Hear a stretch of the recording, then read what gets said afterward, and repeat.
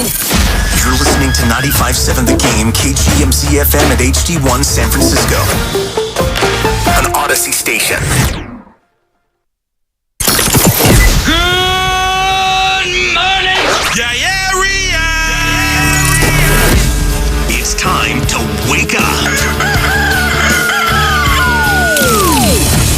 It's 5, and we're live. Oh, is this thing on? I don't care. I want him to hear. This is the Pregame Show, your early morning shot of sports on 95.7 The Game. Come on!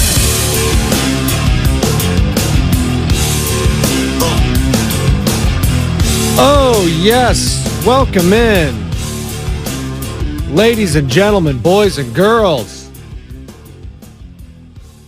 Hope you all had a lovely, lovely weekend. Turned the big 3-0 yesterday. Had a fun party Saturday night. Thank you to my lovely wife, the Mrs. Jade Spadoni. She threw it. She was awesome. She's my MVP of this past week. And it's an MVP Monday, as you all know, here on the Pregame Show. Again, I am your host, Joe Spadoni. And for the next hour, I want to know who your MVP was. Could be sports related, could be non-sports related. I just shouted out the misses. Hell, I could have chosen Gabe Vincent in the Miami Heat yesterday. Heat culture could have been the MVP as they even the series against the Denver Nuggets. 111-108 the final there as Jimmy Buckets, Bam Adebayo, Gabe Vincent, Duncan Robinson, and those boys from South Beach, they just keep getting it done. And for the first time in the playoffs, the Nuggets finally feel a little adversity. First loss at home in the playoffs for the Nuggets.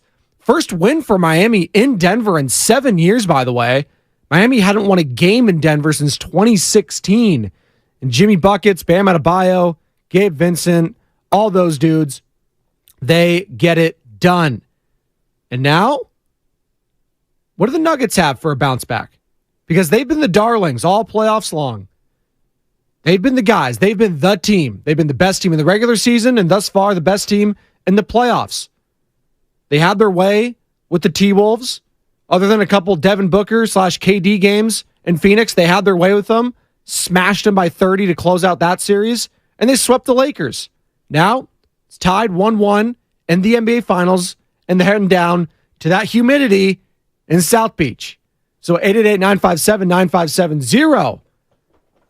Has the series shifted in the Miami Heat's favor? Let me know. 888-957-9570. Again, if you would like to get involved, that is the number. You can call or text. The Comcast Business text line is open as well. Also, Twitch and YouTube is up and running. Good morning to all of you out there. Man, what a weekend. Nicole, Joseph, Luis, Stunner, all y'all chiming in. Appreciate all of you this early in the morning, 5 a.m. If you're just getting off work, getting ready for work, getting ready for school, getting ready for the week, who's your MVP? And is this series officially a series? Because it felt like, for the Denver Nuggets, that is, and we're going to get into the Giants and the Orioles and the offseason, all that sort of stuff. Don't worry. Giants took an L yesterday, 8-3. They lost that series to Baltimore. They fall back to a game under 500.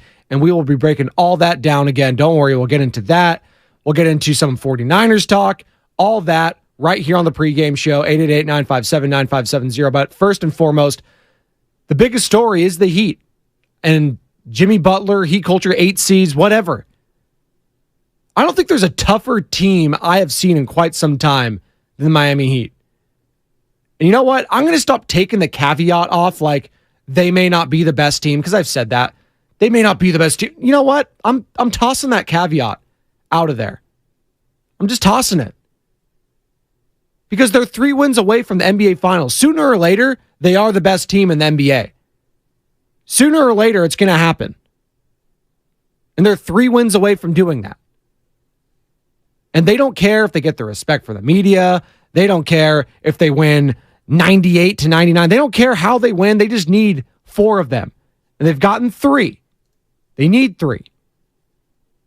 And here's Gabe Vincent, who, by the way, Caleb Martin was sick into that game. He was having flu-like symptoms. He had the chills, wasn't feeling great, non-COVID. but he only played 21 minutes, 1 of 3. He did basically nothing out there. He had 5 rebounds, so I'll give him that. Just being out there helps his team. I get all that. But Gabe Vincent was the guy. 8 of 12, 4 of 6 from beyond the arc, 23 points, 3 assists, 2 steals. He was everywhere last night. And he joined the NBA TV crew, Shaq, all those guys after the game, and talked about not giving a damn and just needing 3 more wins. Take a listen. All year, Denver has been complaining about not getting in respect. And here in the finals, they are the heavy favorite. So are you guys a little upset that you're not getting the respect that you deserve? I speak for my whole team when I say we don't give a damn. We just want to get 4 wins. We don't give a damn about none of the other stuff. That's been a consistent message from everybody, right? That you just don't really care what all of us are saying about it. Yeah, we don't care. 4 wins. That's all that matters. 4 wins. That's all that matters. And that's the mindset you got to have. Can't listen to that outside noise. Can't feed into it. I know much was made about Michael Malone, head coach of the Denver Nuggets, after the Lakers game 1 in the Western Conference. They kept talking about the Lakers. It's like, we're in the NBA Finals now. So I don't think Michael Malone's chit-chatting with the media, doing anything like that. He was trying to motivate his team just to get them to the next series. And it worked. Now he's going to have to push some other buttons. Series is tied, heading back to Miami. They stole home court. Now it's up to the Nuggets to steal it back. Can they? I think they'll get the split. I think there's a great chance this series goes 7. And as non-fan of Nuggets or Heat, I think that's what the casual would want, right? Let's get a game 7. It's not my fans. I don't care about. Hey, Nuggets, Heat, they would like to wrap this up and win the next 3 games in a row. I get all that. And if I was to bet on a team to do that, I would probably still bet on the Nuggets because they were leading throughout most of that game until they weren't. So I got to credit the Miami Heat there. They were down, 8 points heading into the fourth quarter. All the adversity against them. It looked like 0-2 was staring them in the face, and then everyone, that sweep word is getting thrown out there. And I was here on Friday talking about the same thing. It felt like it was more likely to be a sweep than a 7-game series. Now, after game 2, shifting a little bit to more likely to a 7-game series. I still like the Nuggets in this series, but the Miami Heat, again, Heat culture, I'm never going to doubt them. Ever. If they won the whole thing, wouldn't be shocked. Because again, I've thrown out that caveat. They are one of the 2 best teams left in it. It's them, it's the Nuggets. I'm not going to keep poo-pooing them and saying they're the toughest, they may not be the best. No. It's them and the Nuggets at this point. And if they won it all, they proved to be the best team in the league. And hat tip to them. 888-957-9570. Good morning to all of you on Twitch and YouTube. Caleb's flu game a little bit, although usually when you say it's a flu game, you have to actually contribute pretty damn well. But again, Caleb Martin, he was sick last night. He gave it all he could. Did not hit it there, but it doesn't matter because of the Miami Heat. It's a Heat culture thing. It spreads. Hey, Caleb Martin, you're sick. Hey, you know what? I'm Gabe Vincent. I got your back. I'm Duncan Robinson. I got your back. I'm Max Strus. These guys lift each other up, and that's what the playoffs is all about. It's not the starting lineups.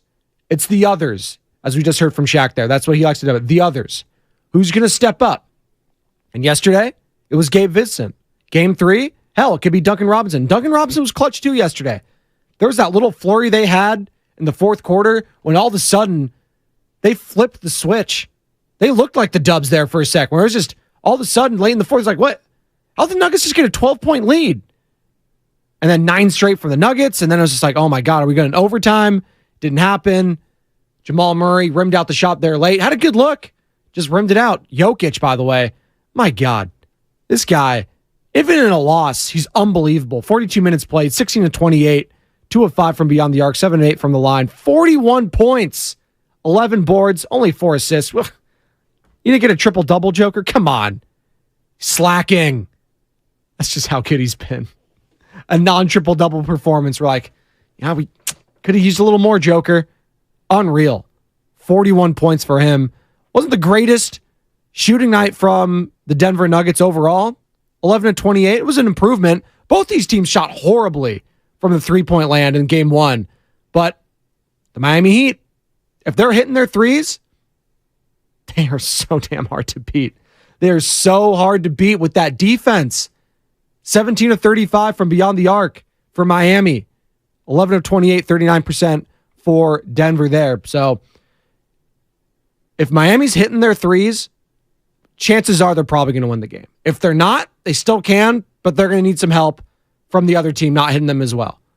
And there was a chance there in game one where cut it to single digits late. Like, oh, they're going to make a run. They never could quite get over that hump. And this time, they got over it, and the series is tied heading down the South Beach. We're going to shift to the San Francisco Giants, and we'll continue to take your calls and texts as it pertains to the Miami Heat and Denver Nuggets, 888-957-9570. Again, the lines are open. This is the pregame show. I am your host, Joe Spadoni. It's also an MVP Monday here on the pregame show. Who's your MVP of this sports weekend? I gave you mine. It was the Mrs. Jade Spadoni for throwing me a lovely, lovely B-Day party. Shout out Jade. She's with Young Benjamin. And I got a story about that party on Saturday. Quite a few people from the station came. Appreciated that. Bonte, Lubman.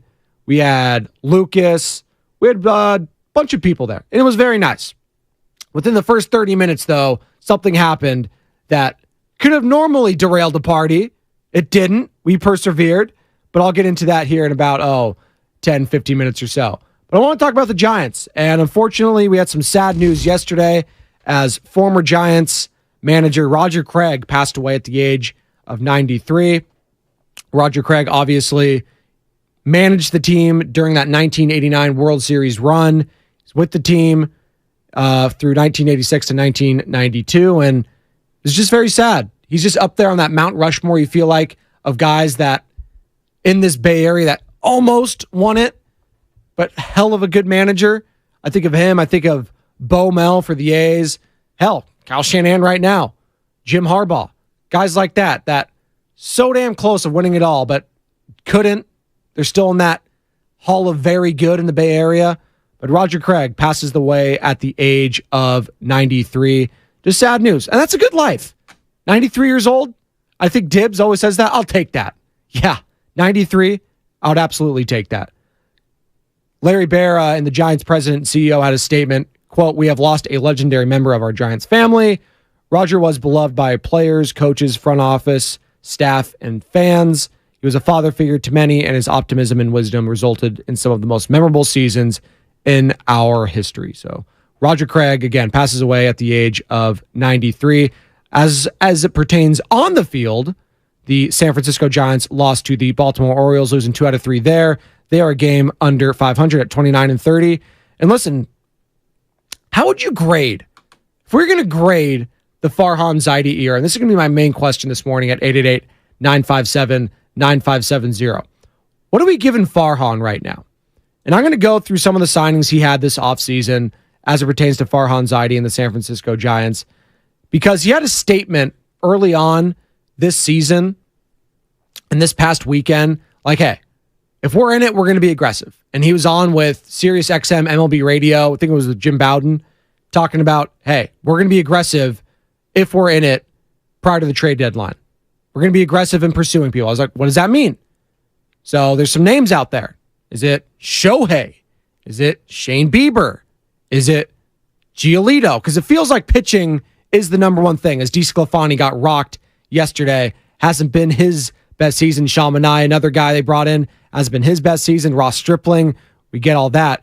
Hasn't been the best. So if you just look at some of these off-season moves, you got Mitch Haniger, who signed 3 years, $43.5 million.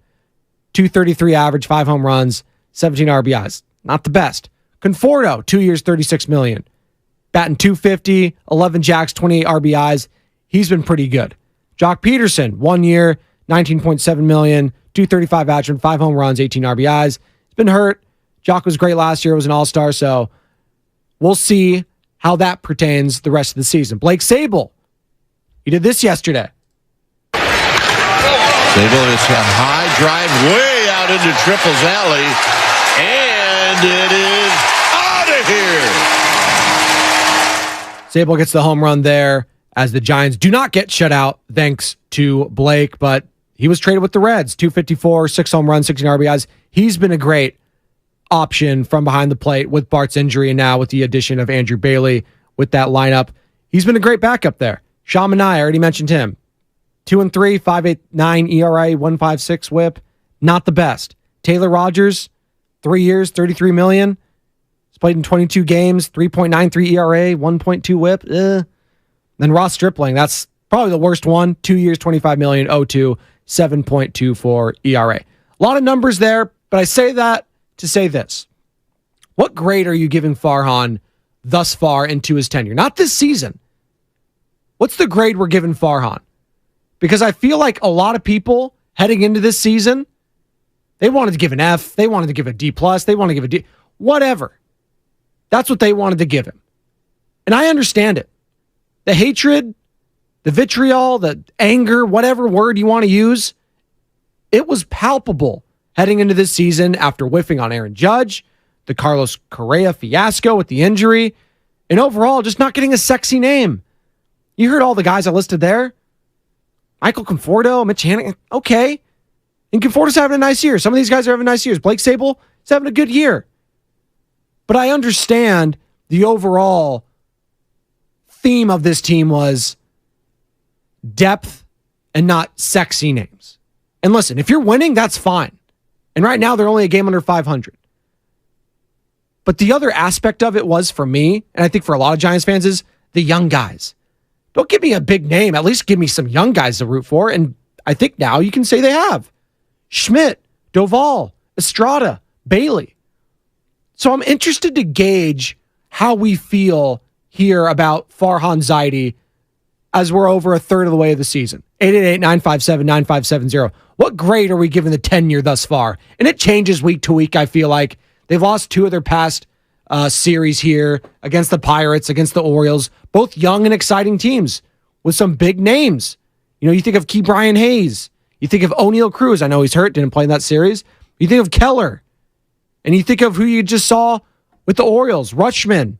You didn't see Cedric Mullins, but he's a part of that too. You see what they're building over in Baltimore. They're a legit wild card team. And the Giants and Farhan, who was just on again with MLB Network, Sirius XM MLB Network Radio, talking about being aggressive at the deadline. So what does that look like? And what do you want that to look like at 888-957-9570? I think it's got to be pitching. And I just mentioned some names there. You think of Bieber out of Cleveland. You think of Lucas Giolito out of the White Sox. Some of these teams that may not be in it towards the end of the year. Paul Blackburn. He's had 2 starts. Didn't look that great against Miami, but looked pretty good against his start against the Atlanta Braves just the other week ago. Or is it the big fish himself, the big Marlin? Well, Angel, but you get what I'm saying. Shohei Ohtani, the big fish, the whale, if you will. That's going to be the prize. Or are the Angels even going to trade him? Angels are hovering around 500 right now. I think they are 500. Are they going to be a buyer or seller at the deadline? So a lot of different parts there. And what do we want to see from Farhan the rest of this season? 888-957-9570. Here's DeSclafani, who took the L last night, talking about his season thus far. And listen, the command issue, it's just baseball, he says. You're not in the zone as much as you're used to, and it's not a mechanical thing. Is it just like feel? Like how would you explain it? Yeah, I mean, I don't know. I think it's just baseball. It's I'm not gonna really look too much into it. It's I know I throw a lot of strikes, and it's pretty much gonna be there all the time. Just wasn't here today. Like I said, they capitalized on it, and I gotta wear it and move on. You gotta wear it and move on, but it's a concerning. I mean, right? If you're a guy like DeSclafani, it's not a mechanical issue. Like your health is fine, everything's good there. It's just you're just not hitting your spots, and it's a pretty crappy feeling if you're not hitting your spots and you're getting shelled like that. And listen, credit to the Orioles; they have a hell of a team. Probably a playoff team we're talking about right now. They're very good, but if you're the Giants, and again, we're going back to that report card. What are we giving Farhan right now? What are you, the Giants fans, giving Farhan Zaidi's grade during his tenure for the San Francisco Giants? 888-957-9570. The pitching has been kind of a disappointment. Some of these signings that you thought were going to be key additions have been disappointing. Having said that, there's some nice parts. Alex Cobb is having a hell of a year. All-star type year. Alex Wood? DeSclafani? Manaea? Stripling? So you see the theme here. They need to add at the deadline if they want to be a part of this race. But are they just a pitcher away? I would argue. Are they 2 pitchers away? Now you're getting a lot. That's a lot to ask for at the deadline. In the bullpen, how many more arms do you need there? Doval, okay. Feels like an all-star. Outside of that, who are you trusting in that bullpen? Taylor or Tyler Rogers? Luke Jackson? Who are you trusting out there? At 888-957-9570. Again, good morning to all of you. We are up and live on Twitch and YouTube. Stream us there. Be sure to download that Odyssey app. Favorite 95.7 The Game. It is an MVP Monday here on the pregame show. Who was your MVP of this past sports weekend? Could be sports weekend. It could be not. What'd you do this weekend? Did you have a good time? It was hot. It was hot out there. I know it's warm in Oakland when I just leave the window open all night and I don't get cold. And I prefer that. I'm a window open kind of a guy. I like to be cold when I'm sleeping. I can use the blankets to warm me up. I hate being overheated. Big anti-heat guy. If I could live in the cold or live in the hot, the heat, shout out Miami. Give me the cold every day of the year. I grew up in like 60-degree weather though, so maybe that's the difference. Down in the Shire, aka Pacific Grove, the Central Coast, where it's foggy and 60 degrees for basically the entire summer. Sweatshirt weather, that's my kind of thing. And maybe I'll go to San Diego or LA once or twice out of the year.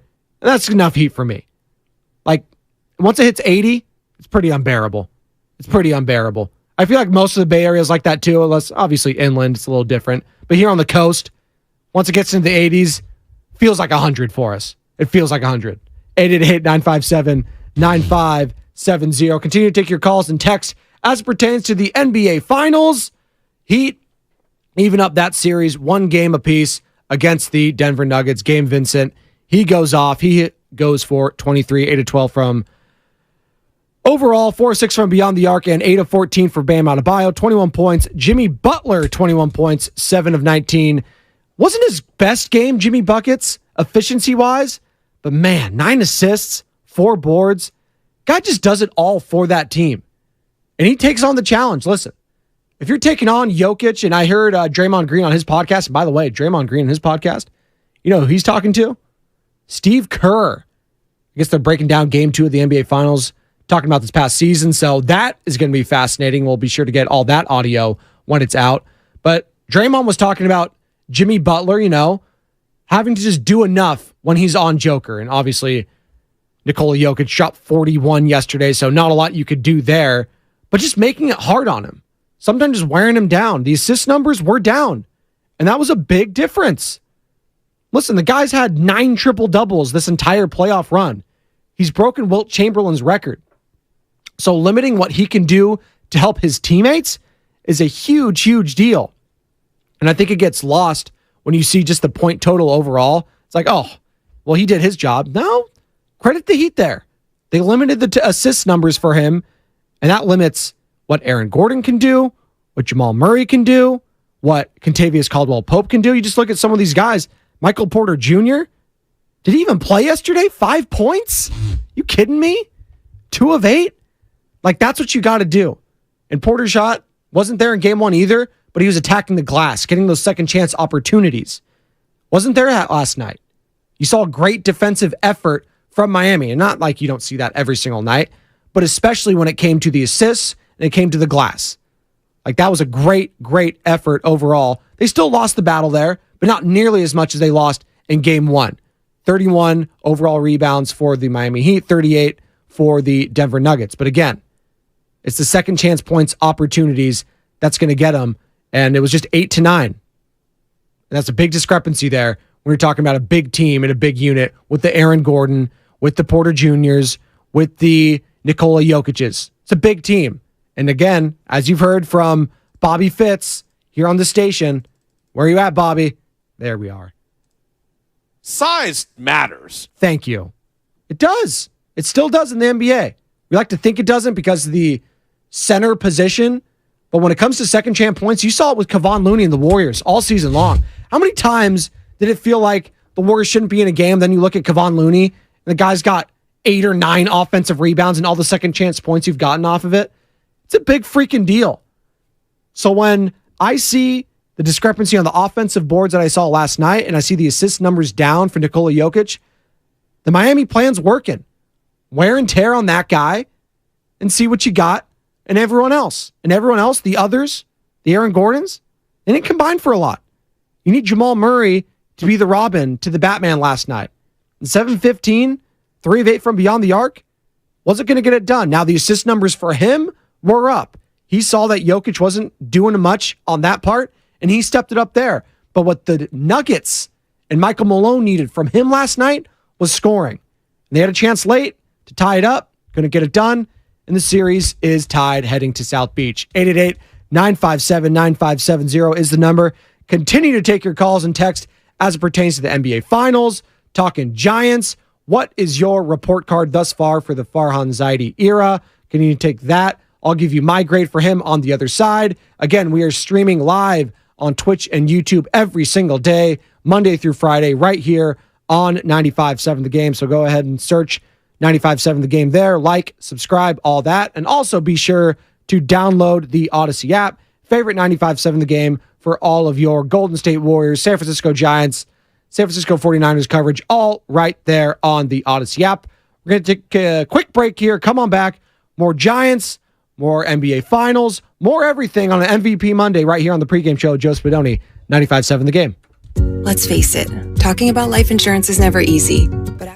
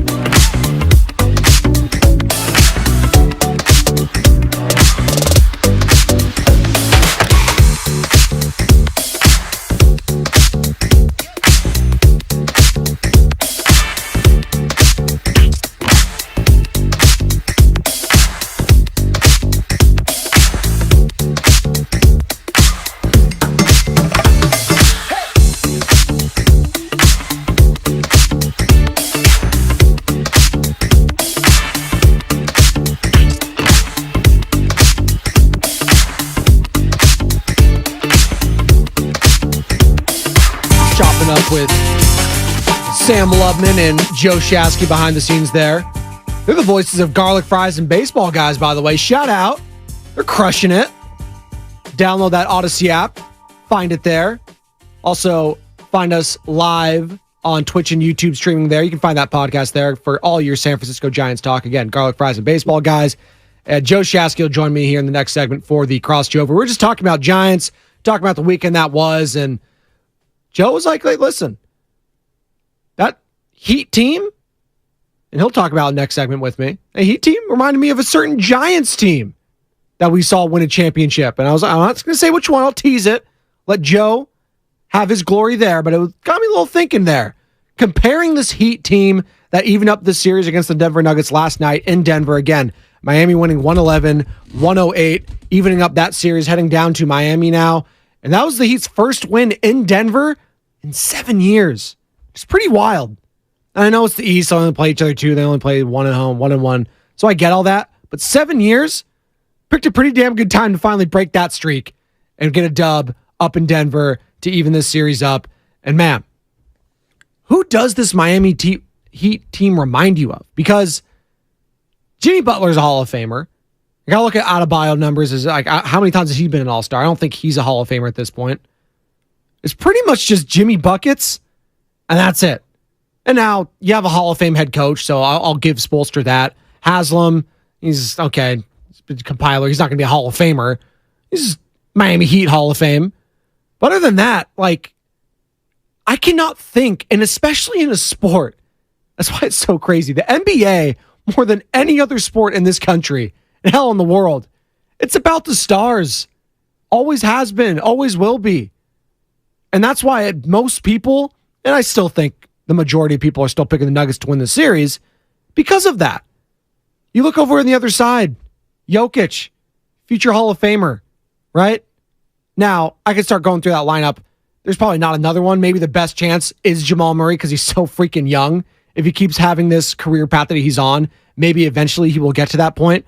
But Jokic, not only is he a Hall of Famer, he may go down if he wins a title this year, already a top 20, hell, maybe top 15 when it's all said and done.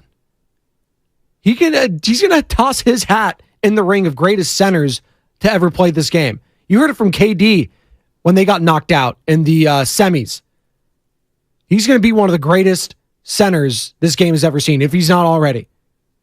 And he's that damn good on the offensive end. Defense, it's okay. He's been pretty good for his standards. But that offense, that passing ability, that rebounding, those effortless shots, it's unbelievable. So when I look at a team with that much length and youth and size in the Denver Nuggets going up against Miami, and yes, we like to make fun of all the undrafted players, all this sort of stuff. Strus, Robinson, Caleb Martin, Gabe Vincent, who's, by the way, just such a baller game again. I cannot speak enough about what Gabe Vincent did last night. 8 of 12, 4-6 from beyond the arc for 23 points. But you got Kevin Love starting in this game. Kevin freaking Love. How old is that guy? Kevin Love. He hasn't done anything since Cleveland days, but he's revitalized himself in that nice humidity. He's 34. God, he looks so much older than that, doesn't he, when he's out there playing? I think it's the gray beard and the gray hair that's really thrown me off. At 34, he's just like, screw it. And by the way, I'm getting there. I just turned 30 this past weekend, but the grays are, I feel like I'm seeing more and more grays, and maybe I'm just getting in my own head, but they're coming, man. The grays, the gray beard, the gray chest hair. I was like, oh no. It's coming for you. Coming for you, boy. I'm not going to do the Just for Men, by the way. I was thinking about that. Just screw it. Yeah. Let's go salt and pepper. I envy the locks of our producer here, Sam Lubman, though. Guy came through. He was at the party. The flow was going. He had the hat on. And by the way, Sam, I don't know if you can hear me right now. You probably can't. But I got my mother-in-law has a bone to pick with Sam Lubman. I almost said Sam Wiseman, who was actually a former producer here at the station. Not related to James Wiseman, but the mother-in-law has a bone to pick, potentially, with Sam Lubman from my party. That's a tease, ladies and gentlemen, and maybe we'll get into that on the morning roast. Bonte was able to make it. Joe was up at the cabin, and Joe had a great time. I'm so happy for him. Get some time away, go grilling, him and his nieces, great time there. It was a nice weekend. So what we do on Mondays, usually, we have an MVP Monday. Who was your MVP of this past weekend? For me, it was the missus. It was great. I'm sure Joe was the MVP for a lot in his family. He was up there barbecuing. That's not an easy task, hosting your family and doing the barbecuing. Now, if you love it, that's another thing. I'm not a big barbecuing guy, like as far as like cooking, I suck at it. Can't get the fire started, whatever. If I'm in a kitchen, I got an oven, I'm good. But like the barbecue stuff, the barbecue masters, that whole thing, that is an art form that I am frightened by because I just can't seem to get it. Now, I'm sure if I watched a couple YouTube videos, I could, but I always struggle getting the charcoal, the fire started, what have you, if there's wind.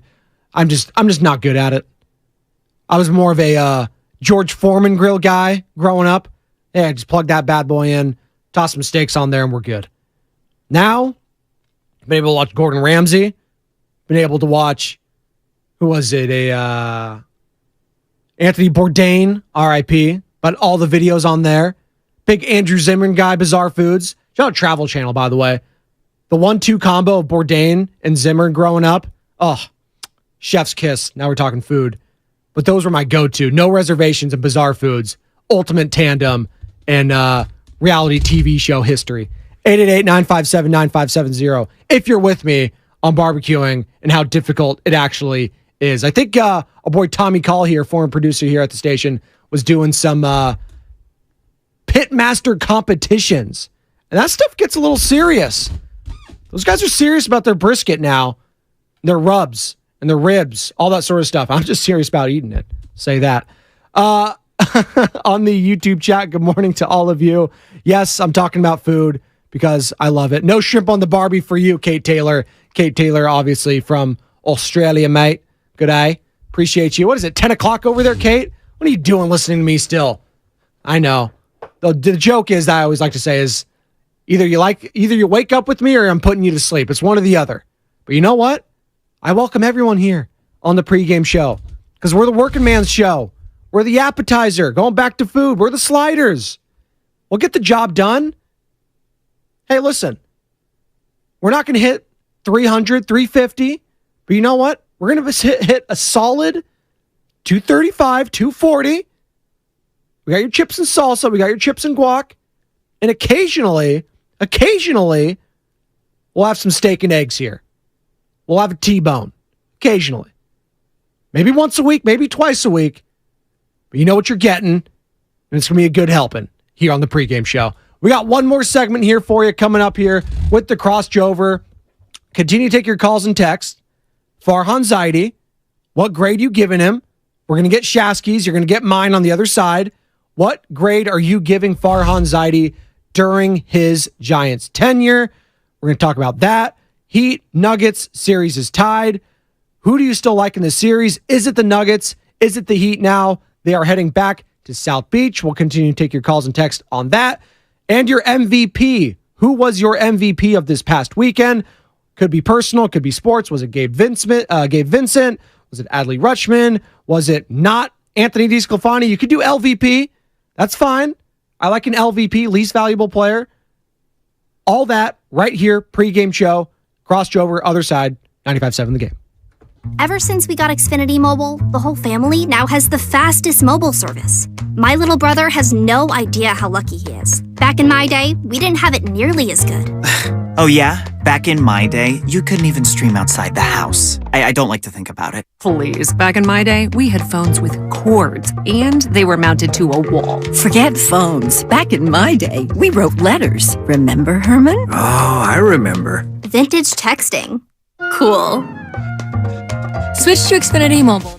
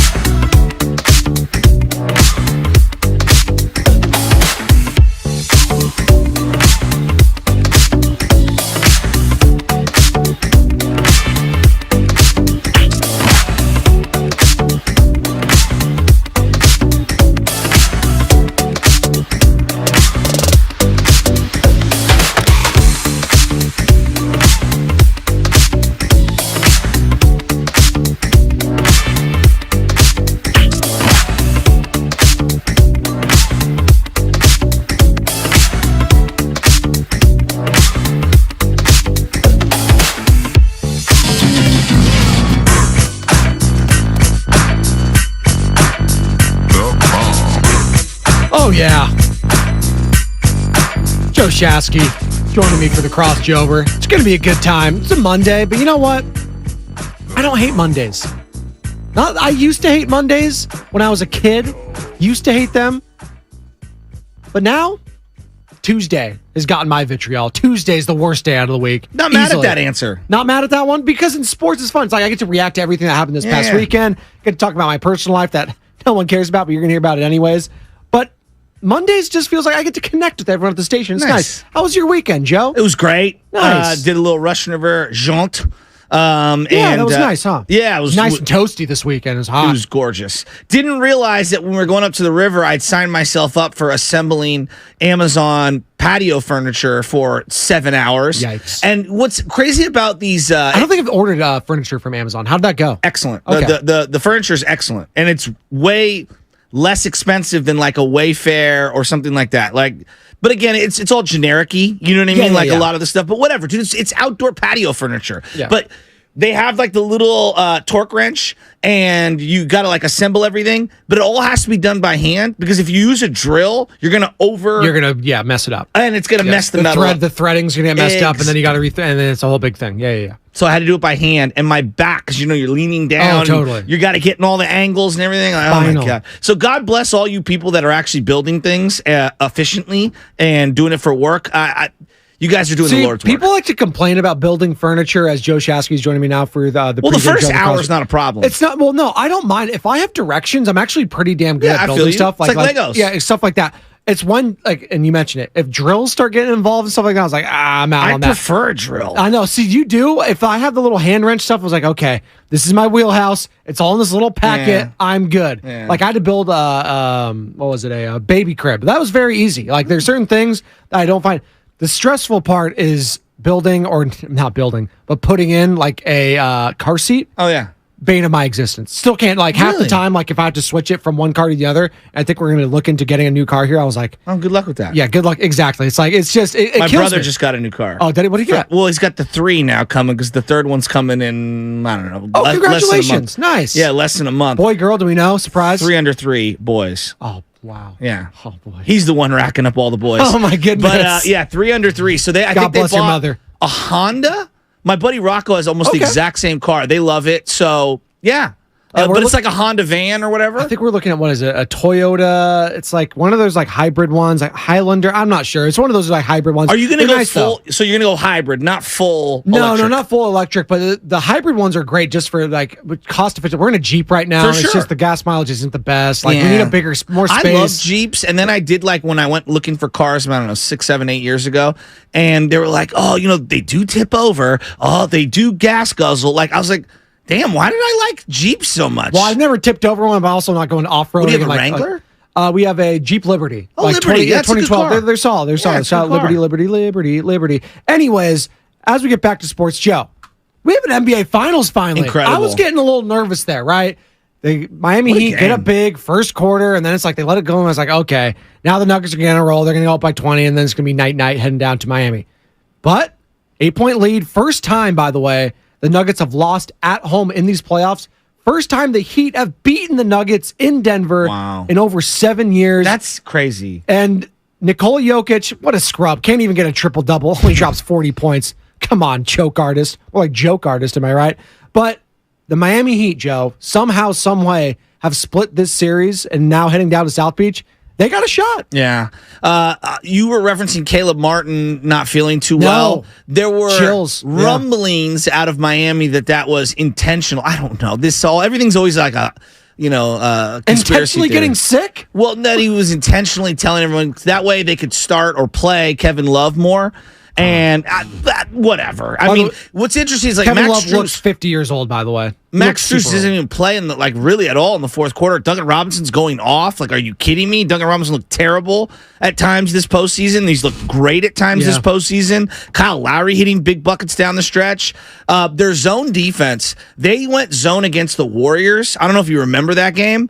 their zone defense has been very, very good, but they have elite defensive players to begin with. Like Butler, when he wants to be, is an elite defensive player. Bam Adebayo, clearly an elite defensive player. So when they go into a zone, it's not to just hide 5 guys. No. Like they actually have elite personnel. Yes. And I thought they did a great job kind of like suffocating the passing lanes for Jokic. And Jamal Murray it felt like he didn't have the ball enough. No, he did. Well, comparative, like when they run that pick and roll. Well, he was distributing a lot. He had 10 assists because you saw on Joker, like, and he's usually up there into 10, 12, 13, 14 assists. Joker wasn't getting those assists off. So they made it that was a game plan for Spoelstra and these guys. Like, listen, Joker, he may get his points. Let's limit everyone else. Yes. And then you look at the starting lineup. Aaron Gordon, 12 points. Okay. Jamal Murray, though, 18. He's got to have more. If they're going to win, it needs to be a Batman and Robin combination. He had like 13 or whatever until like the final 5 minutes of the fourth. He didn't have a great night, like just shooting the ball. And then he had a chance. Like he had a good look late to tie it up. He did. But they didn't. It just didn't. Michael Porter Jr., by the way. Do you like the no timeout there at the end of those games? Guru was getting mad at that in the other chat. Why? He was like, why didn't they call a timeout? I was like... So, like, I can see both that sides. aspect, but I like them playing it. Like, man, you know what? So you want to give Spoelstra a chance, who's a defensive guru? That's what I'm saying, to like dial it up and suffocate you. Like they had a 12-point lead that evaporated in like 2 minutes, and then it was down to 3. Like, I like them playing it, and I also like Spoelstra trusting his guys in the same end. Yes. Like, I always like the timeout thing. Like, is always weird to me because like. I don't know the flow. I'm not a coach. Yes. I don't know the flow of the game up there in person. It's easy for me to sit on a couch and be like, you idiot. You should have called timeout there. You freaking loser. Yeah. Like, yeah, it's easy for me to say that. But Michael Malone and Eric Spoelstra, these guys have been hitting the right buttons every single time up to this point. I didn't have a problem with it. Did you hear the interview with Michael Malone at the start of the fourth quarter? No, what did he say? Everything. He literally said everything. They're like, what do you need to do better in the fourth quarter? We need to box out. We need to rebound better. You're right. No. I did. He listed off like 37 things. He was going up until like a minute into the I was like, Mike Breen hasn't even talked yet. And it's like, back to you, Mike. Thanks. After 2 3-pointers made by so-and-so, I was like, Jesus. I didn't know if he was doing the straight man, like on purpose, or if he was like intentionally trying to be funny. I swear to God, he listed off 37 different things that they needed to do. He's an interesting cat, Michael Malone. I always think about him. Well, I call him Michael now, right? Because of the whole Cassidy Hubbard thing a couple of years ago. He's like, Michael, actually. I was like, where the hell did that come from? Does anyone even call him Mike anymore after that? I don't know. The whole thing was very odd to me. He's a weird dude. I agree with that. Like this whole like run about getting respect, not getting respect from the media. I think that was just a Western Conference Finals thing because it was against LeBron. It was against the Lakers. He had to manufacture some of that adversity. Now that it's shifting down to Miami, Joe, like, who do you give the edge to? Like, is it still this series is so weird to me. Yeah. Because I feel like the Nuggets are still the better team. Like, all they need to do is split. I feel that way too. Like, they're still the better overall team. But man, the Heat, dude, like, if they're hitting threes, like, they're damn near impossible to beat if they're hitting threes. It feels like to me. And if Michael Porter Jr. is going to be a turnstile and miss a million shots, this is going to be difficult for them. Miami. I use this reference. Miami's got a lot of 2014 San Francisco Giants feel where it's like they got the one guy in Jimmy Butler that everybody loves and respects in the playoffs, but then it's like a bunch of randos doing rando things. No, yeah. And like for example, speaking of that was a rando World Series too, like Royals Giants, like what? Exactly, which it reminds me a lot of this series, even though Denver's been an excellent team all year. But like Spadoni, like I'm looking at it and I'm going, Duncan Robinson, I have no idea what I'm going to get from him. Dude, he was mean mugging yesterday. Duncan Robinson, stop. Going to the rack hard? I know. Are you kidding me? I know. Like, dribbling's not part of his game. I didn't know he had that in his game. Gabe Vincent's a leader on this team. Kyle Lowry, when called upon, is making big buckets. You know what? Say what you will about Kyle. Yeah, I know. Say what you will. You hate that. Say what you will about Kyle Lowry. He always does. In that Warriors final series, I can't stand him. But he hit big shots there. You know that's what he does. He's Joe Flacco. He had one playoff run, and he dragged. When I see his face, it makes me angry. Joe Flacco. Like at least like Kawhi, I can respect. Kyle Lowry drives me nuts. Hey, Flacco drives me nuts. Flacco had a run there at least of a few years where like in the playoffs he would be like a baller, right? Yes, you think of those like Steelers series or the Broncos, stuff like that. Like those were some great I games that respect what had. he did. But it was against my team. But the notion of Joe Flacco beating my team and like breaking all these records that Joe Montana had, it's got to be pretty infuriating. But I get it. But it'd be like losing to Alex Smith in a Super Bowl. But at least in that series with the Raptors, you'd be like, we were hurt. Like we lost like Klay Thompson and Kevin Durant. So it's like whatever. For sure. And Fred VanVleet, if we're gonna keep it, I agree. He was the MVP of that series. It's the style of play for me with Kyle Lowry. He complains Shoots, a lot, legs out, flopping into people, crashing like he's a giant bowling ball. No, absolutely. And speaking of like flopping and stuff like that, well, that wasn't a great segue because I was trying to make a comparison to the Giants series. It just listen, they didn't have their A game this past series. Can I be honest? Yeah, this is a fun Giants season. Why? Well, I just think it's fun. You have young players that are playing well. Like, let's go around the team right now. Camilo Duvall, he's a lot of fun. Tyro Estrada, a lot of fun. Casey Even though Schmidt. he's been hurt. Casey Schmidt's clearly a lot of fun. Patrick Bailey, fun. Like J.D. Davis, his at-bats are fun. Yes. Defensively, he's good. Fun. Lamar Wade Jr., wow. Yes. Wow. He's bouncing back. What an incredible year. Blake Sable's been solid. Yeah, absolutely. So, just go around the diamond. Are there some boring at-bats? Yeah, for sure. They do. They've got a couple. Brett Wisely's not that exciting. Sam Lubman, a.k.a. That's what I call him. That's a good call. I like that. Like Austin Slater, the pinch hit machine. Missed a couple balls out in the outfield this weekend. Made a nice diving play on a snow cone over the weekend. But, this is a fun team. Even if they don't, get to the playoffs or whatever, this is about big picture for me. So it's interesting. I feel like I'm falling back in love with them. Well, it's interesting you say that because Farhan Zaidi was on Sirius XM radio and he was talking about being aggressive at this trade deadline this season, going in on this season. Do you feel like this current Giants team, as it's currently constructed, is a piece or two away from making a playoff run? Well, it's like, okay. Yeah, yes, they need bullpen arms, in my opinion. They have a decent bullpen. They could be better. I know Sam's got some interesting stats on that we went over on Garlic Fries and Baseball, guys. But they need a starter, clearly. And I know people are going, well, Harrison's coming up.